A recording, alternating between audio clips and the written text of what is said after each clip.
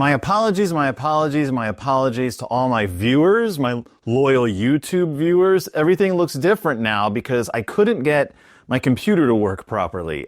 For some reason, the program I use to record everything, to run my camera through my computer, society just doesn't want to do anymore. The program doesn't want to come up. The other program doesn't want to come up. OBS just wants to freeze now, doesn't want to work. I used it yesterday. It was fine.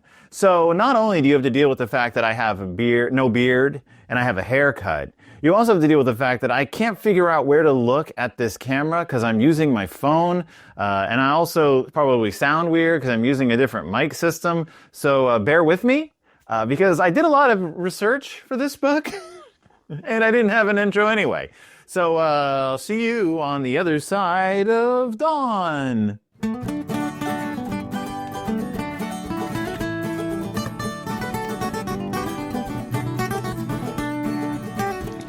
Welcome back to Deep in Bear Country, a Berenstain Bearcast. I am your host, Phil Gonzalez, and this week I did a lot of work on this book. I looked up a lot of things and was like, this is the show where we take children's literature, children's books, things that probably took Mike Berenstain a week and a half to write, if that, and overanalyze them. Last week we did a whole book about gun control and gun violence.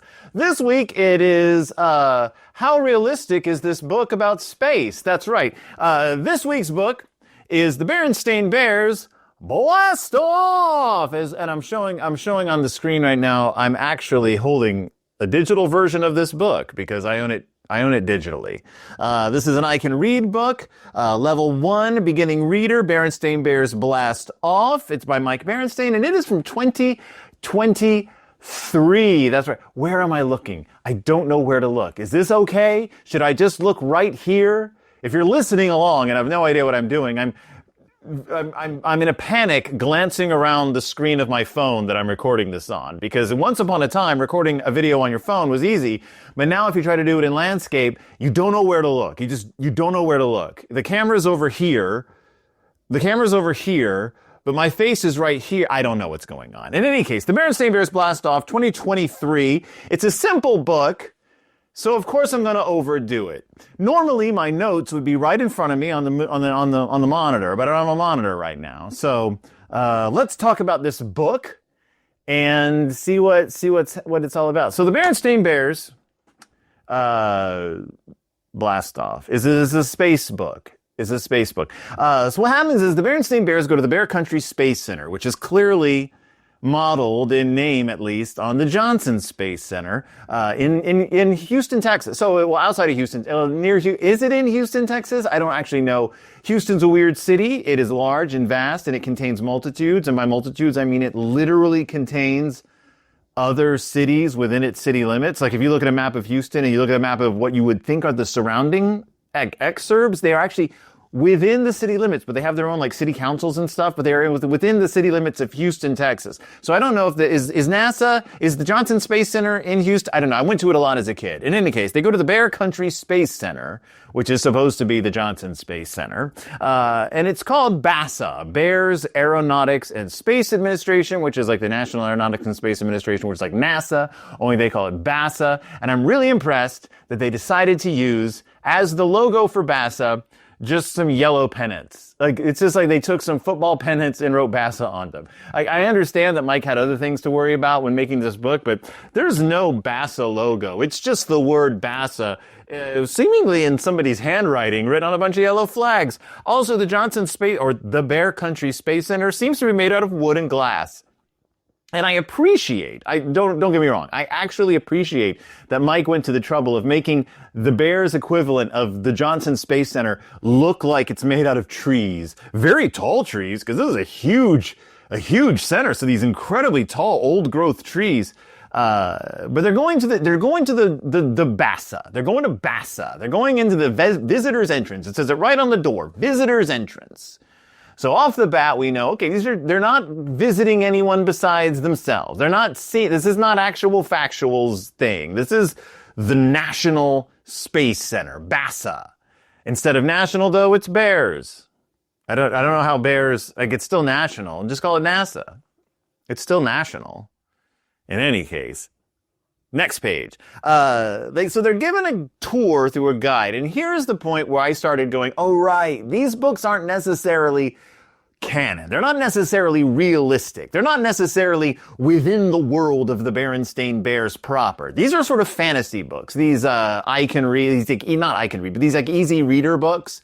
They're kind of off in their own continuity where weird things can happen. I used to call them like Brother's Dreams. They were like dreams that Brother Bear would be having within that continuity. I don't know if I consider that canon anymore within my own head, but they are these are little fantasy stories to make kids laugh. They're not meant to be taken seriously. So let's take this seriously. They're given a tour. They visit a launch pad. This is where rockets are fueled, says the guide. Wow, it's just like a Space Grizzlies movie, says Brother. And I want to point out they're being led directly to what seems to be a maybe 10-foot wide launch pad. It's very basic. It looks like it's made out of concrete or something, with a cartoon rocket ship. Like a real, this is the 1930s, this is what we think rockets are going to be like, with sleek fins and a lot of colors, very Art Deco-y, very like pointy top at the top, and there's a bear at the very tip top of the rocket. And she's on this like contraption, and she has what it looks like a gas pump, and she's fueling up the rocket with the gasoline, I guess, like not rocket fuel, because she's not wearing like a safety mask or anything. She's just wearing like what looks to be like kitchen gloves and like a denim jumpsuit. This isn't rocket fuel. This is gasoline, and she's just sort of pouring it in. Like there's a hole in the top of the rocket, which I guess is where you put the fuel. Is that rocket experts in the audience? Please tell me, when you put rocket fuel in a rocket, do you just sort of pour it in the top? Because I think not. Also, it's weird that the launch pad for this rocket is just out on a field in front of the Johnson Space Center. I'll tell you right now, you go to visit NASA, you're not seeing real rockets taking off. But then they're like, no, this isn't even the big one. The Big Bear space rocket is ready for launch. And then, so they go over to another landing rocket, blast off pad, a launch pad. That looks to be about the size of probably the footage of a pretty nice one-story house. It's not a huge footprint for this launch pad, and on it is a rocket ship that I can only describe as designed by Willy Wonka, up to having what seems to be a candy cane point on top. Like there's this red and white striped candy cane point on top of it. There's like a lightning bolt pattern on the side. It's purple and green and orange. It's ready for launch. It's ready for launch, says the guide. So let's go take a look inside, which doesn't seem like something you would actually do. Again, you can't do that. If you go to NASA, you're not going to get to go inside a real rocket. And you're certainly not going to get to go inside a real rocket that's ready to launch, because they don't launch them there. Rocket launches, like NASA launches, occur in Florida. Like that's where the launch pads are. That's where the space shuttle and stuff takes off. Of course, NASA is not doing most of that anymore. It's a private industry. It was SpaceX, which we'll be talking about in just one second. Because sister's like, this is like my Bearby Goes to the Moon playset. And I'm like, it's more like your Bearlawn Musk playset, because this rocket is a rocket. Like it's not very tall. I did some math figuring it out. It's probably like a 400-foot tall rocket based on the bear standing next to it. It's very small. Like it's a small enough rocket.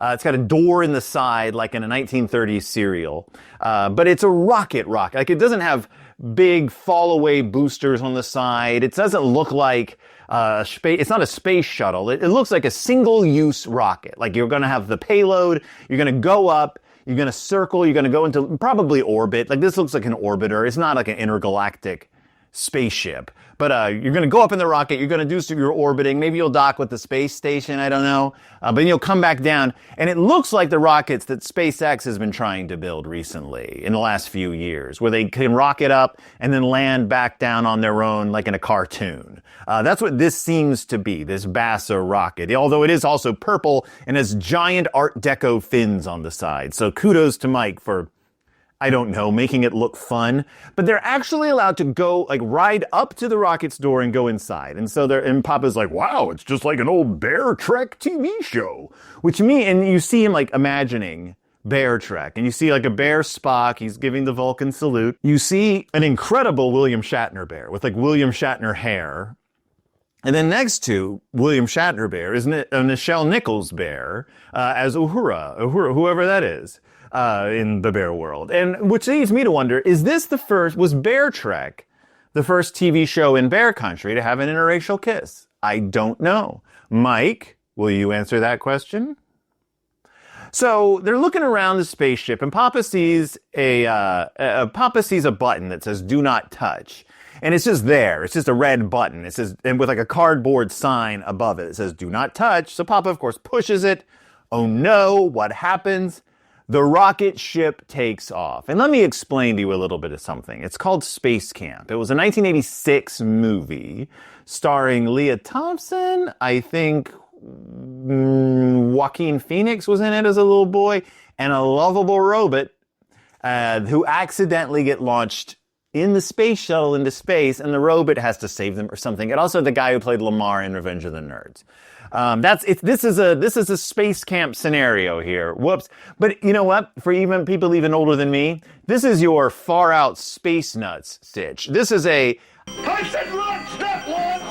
situation. This is far and beyond anything we've seen the Bears get involved in recently. They're being rocketed up in a spaceship. The guide is like, who pushed the button? And Papa's like, could be me. But that's okay. They're heading into space, but don't worry, because the guide is also a rocket pilot. He's a pilot. Also, it says the guide sits in the pilot's chair. He is a rocket pilot too. So good for that. Like, you're not getting paid enough if you're just employed as the guide, though. Like, I don't know what you did, like what kind of horrible, like, thing you committed to lose your rocket flying privileges. But they look through the window, they see the Earth far below, the rocket's going faster and faster, much faster. The pilot grabs onto the controls. He's like, I got this, I'm a pilot. It says he takes over the rocket. He turns it around, says Mama. Or she says, what a relief. But she's like, shoo! The pilot flies the rocket back to Earth. The Earth's getting closer and closer. We're going to land, how nice. Perfect landing. A real SpaceX landing, by the way. In a move that SpaceX has yet to pull off without things exploding. The rocket lands firmly on the ground, and everyone's happy. Hooray, they yell, they clap, they cheer. All's well that ends well, says the pilot. Look out the way. There's no security rushing up. There's nobody coming to check on them. There's not reporters on the scene saying somehow a family got blasted into outer space. There's none of that.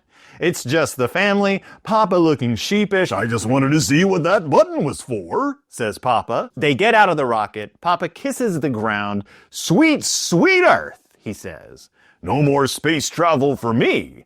And the rest of the family agrees. And that's how it ends. It's an I can read book.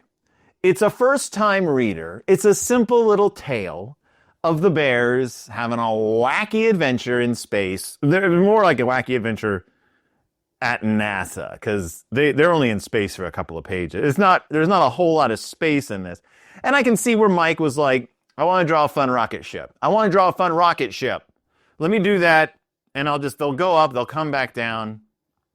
Let me do that. So I was like, okay, but not only what if this really happened, but could this really happen? Like, how scientifically accurate is the Berenstain Bears blast off? If I looked at it step by step, how scientifically accurate is what we just took a look at? So, first of all, NASA in real life, which BASA is based on, as I said, has security and security protocols, and wouldn't let people just wander, even with a guide, wouldn't let people just wander onto the launch site.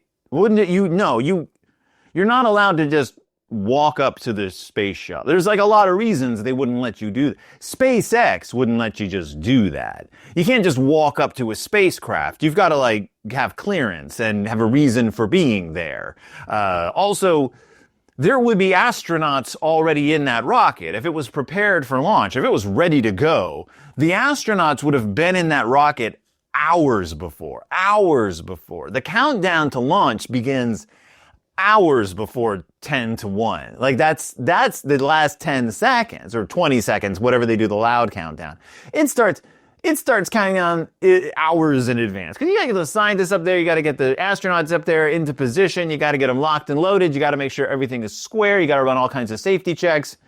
If it was ready to go at the push of a button, there'd be people on it, and people around, and people making sure, I don't know, that there wasn't a family of bears, including a baby, on board the thing. Yeah, you're not allowed to even go on a space shuttle unless you've had some form of like screening and training. So our bear family, the bear family is just allowed sort of inside. There's no security. They didn't even get their IDs checked, I don't think. Like they didn't even take Papa Bear's like, just give us your license or something in case you steal the spacecraft. No, not all that. In real life, and I had to look this up, like I really had to do a lot of searching. I looked at a lot of schematics. I looked at a lot of layouts. I looked at the history of spacecraft. In real life, there's not just a big button that says take, there's not just a big red button that you push. I didn't know this. I didn't know that. I've seen Far Out Space Nuts. I thought you just pushed a button and the rocket went into space. And then like maybe in mission control, they were like, oh, the rocket went off. Oh, good. How are you guys doing? Instead, they don't do that. Instead, there's like a lot of different people in charge of shooting a rocket into space. One button is in charge of that. Remember, there's multiple levels of pre-flight checks, like multiple levels. You got to get input from mission control, and they're the ones who decide, like, if you're going to go up or not. And then there's arming and ignition sequences that have to be confirmed by not only multiple engineers, but multiple computers with fail-safe systems. Like, before you're allowed to go up. And you can call this thing off at any time. Like on almost any stage, short of that rocket being halfway up to the sky, you can call this off. And it has happened many times because the conditions have to be perfect for a spaceship to go up. But Papa Bear just pushes the button. So again, myth dispelled. It doesn't exist. It's not true. You cannot do that. No single button can override all mission control protocols. Sorry, Mike, for the research you did, I guess. Okay, so the bear family's not sitting or strapped in. In real life, there would be in order to escape orbit, like to get out, even just into orbit, like to break out of the atmosphere, like lower atmosphere and stuff. You would be extreme G-forces, about 3 to 4 times Earth's gravity, pushing back on the people on board the spaceship.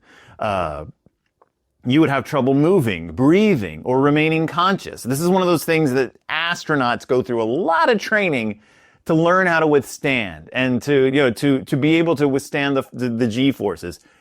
That baby would be oatmeal by the end of this. Honey Bear would literally be a honey stain on the ground at the end of this. Like, because no one's holding, like, she's just there. Like, they're just standing on a floor. So they're not trained. And then, so what happens in the book is the bear family, they keep talking during all this. They're just standing there. They're looking out the window. They're like, ooh, no, Earth is going away. Instead of like trying to scream, but not being able to because like their ribs are attempting to escape through their chests. I guess that's what happens when you go up in space. I'm never going up into space. They would be physically overwhelmed, in other words, by the launch. They would not be talking during this. They'd not be standing. Papa Bear would most likely have died.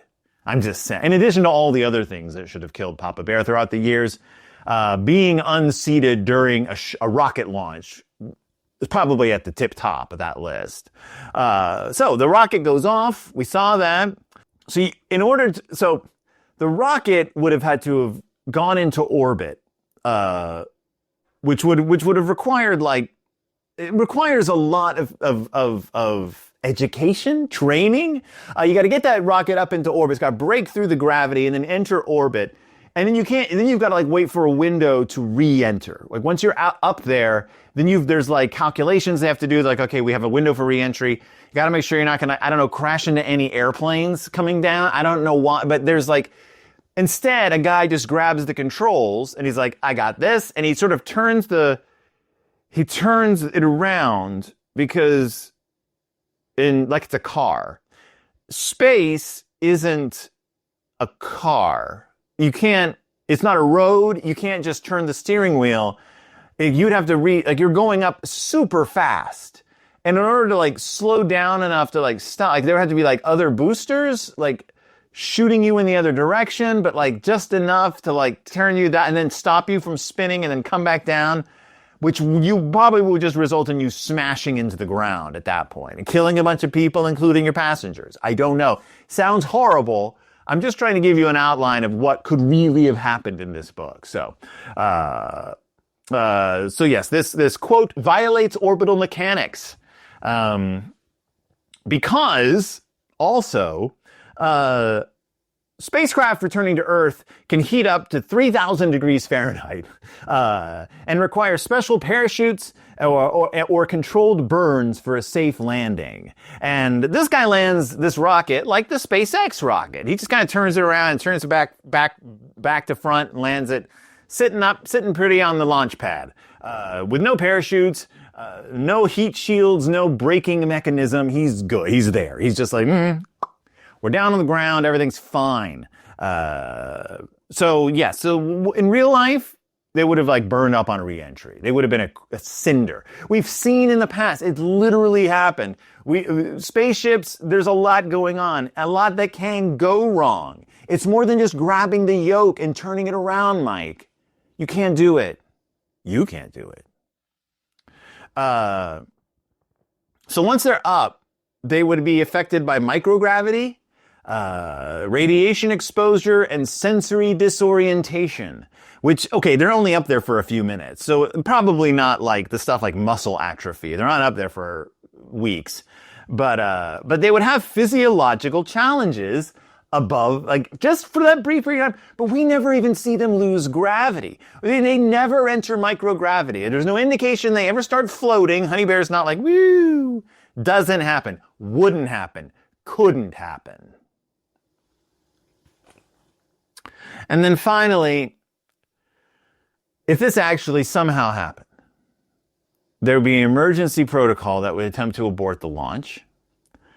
Shutdown sequences would occur to prevent the full liftoff. And security forces would arrive at the launch site to take control of the ship. Shoot it down? I'm not sure. However, those first two, emergency protocols to abort the launch, and if those didn't work, shutdown sequences to prevent full liftoff. The rockets have started, but we're shutting it down. Shutting it all down. That's literally what would have happened if, again, they launched things from NASA, like where the people can tour. They did it back home. There's like retired spacecraft outside of the Johnson Space Center. But no, they don't launch right around. They don't launch within like shouting distance of the parking lot. That's not how it works. First of all, because people would be incinerated. Also because it's this mess. It'd be messy. It's just messy. It's a messy business. So, on a scale of 1 to 1,000, with 1 being not scientifically accurate at all, and 1,000 being this actually happened, I have photographs of it, and I'm on the moon right now. I give this a 20 because they do walk and light bounces off objects so they can see them. They perceive colors and sound. Their senses seem to work. So it's scientifically accurate in that regard. There are living creatures who seem to be carbon-based, I assume. So that's scientifically accurate. There is a sky, and there is a space program. So yeah, 20% scientifically accurate. If you're using this book as a basis for a science fair or something, you're gonna get a really bad grade on it. If you're using this episode for your science fair, though, you're going to get 100% plus tax because of all the extra work I did on this episode. However, thought exercise. What if instead of them going to the Johnson Space Center and getting this, because you still want to have like the glory of space, the joy of seeing space, stuff like that. What if instead they went to the Johnson Space Center or the Bear Country Space Center? They got told, this is where we launch things off from. There's a real rocket way out there on the launch pad. So brother at one point is like, Space Grizzlies, awesome. This is like Space Grizzlies. If they had been like, well, that's a movie, but in real life, going up in outer space is a lot harder than it is in movies, and a lot more goes on. Would you like to learn about that? So they do, so they can look at the Big Bear rocket on the launch pad. I wrote this down. And every time a bear mentions, it's like my Barbies, it's like Star Trek, it's like Space Grizzlies, the tour guide could be like, that's fun, but in real life, like it's much bigger than a 3-person crew, or it's much smaller than the Star Trek crew. We don't have, like people, like we can't have 100 people living on a spaceship because it's very close quarters in there. And then they can go on because this is a thing that they actually do sometimes, like for kids at space centers and stuff, except it's not that involved. But like they can do, like they had a thing at one of the science museums where you could like get into like a fake space capsule, and they like showed like a movie, and it looked like you were actually blasting off through like the portals and the portholes and stuff. They could do that. They could do a simulated space launch where Papa could push the simulated red button, and blast them off. Like he could start the simulation before the guy's like, don't worry, we'll get to it. And Papa's like, what's this button do? Push it, starts the simulation, and the guide's like, ugh, tourists, am I right? And then they can be up in space and really see what things look like without having to be like, then the weightlessness wouldn't matter and stuff, and the returning to Earth wouldn't matter. But the guide could still talk about that stuff. Could be like, now in real life, you wouldn't be able to walk from one side of this room to the other because of all the G-forces. You'd have to be sitting in a chair with a seatbelt on for safety. And when we get to this point, you'd be floating around, and Mama could be like, floating, oh my. And Honey Bear could be like a bird. And Brother Bear could be like, Space Grizzlies. And Sister Bear could be like, I'm a kite. And Papa Bear could be like unconscious because, something fell off the ceiling and knocked him out. And then when they re-enter, the same thing. The guy could be like, oh, this is very easy in our simulator. But in real life, it can be a dangerous thing. Or not even dangerous. Just like it can be difficult because it gets super hot when you're coming in, and they have special protection on the spaceships. Like that. Hey, Mike. I know. It's a fun book. It's just for fun, Phil. He's thinking that right now. He's listening to this. And he's thinking, I wrote this book for 1-year-olds. I wrote this book for little kids to learn how to read. I thought it'd be fun if the bears accidentally went up into space. Stop taking it so seriously. Mike, I've been doing this for almost 10 years now. I take this very seriously. I take it very seriously, Mike. So then you could be scientific guy. Hey, Mike, expand this book into a full length. Huh? Yes? You can use my ideas. All you have to do is, and on the dedication page, which doesn't exist in any of the books, on the dedication page, you say, to my good friend Phil. Huh? To my good friend, don't even have to give me the full name. Don't even have to say it. I'll know. To my good friend Phil at www.berenstainbearcast.org. And maybe provide a link to the show on your website. That's it. That's all I'm saying. Then you can do Berenstain Bears pretend to blast, or Berenstain Bears launch. You change the name, to make it so that Brad Mariska doesn't get like confused when he's making his list. A full length version, or hey, hire me to do it. I'll write it. Never mind. You know what? I'm not on the payroll. I'm just a homeboy at my house, talking into my phone, not knowing where to look. But that is the Berenstain Bears Blast Off from 2023. Mike Berenstain joined it. I Can Read book. It's fun. It's fun. And you get to see some pretty fun spaceship designs. They're very colorful. It's wacky. It's for little kids. The bears are, like, as far as like their personalities go, we don't get much from, brother likes Space Grizzly, sister likes Bearby, Honey likes, I don't know what Honey likes. Papa Bear likes Bear Trek. So it's a little old-fashioned that way. But Papa still causes a little chaos, and they have little wacky adventures, and it's nice to see Papa kissing the earth at the end. He doesn't kiss Mama, he kisses the earth, because that's his Mother Earth. But that's it. Thank you so much for listening. Thank you so much for watching. Thank you so much for joining me. This was not as involved as the last one. The last one was an hour long. This one is 30 minutes long. The last one got hundreds of views. This one will get tens of twos of reviews. Views, no reviews. Nobody reviews my show. It's been on for almost 10 years. I stopped getting reviews ages ago. Except when I beg my friends to leave reviews. Funny how that works. They're very good friends. So thank you so much for joining me. Thank you so much for listening. Thank you so much for being a part of this big, bold experiment. I'll be back next week with an awesome episode just for you. And I'll see you all next time, deep in Bear Country.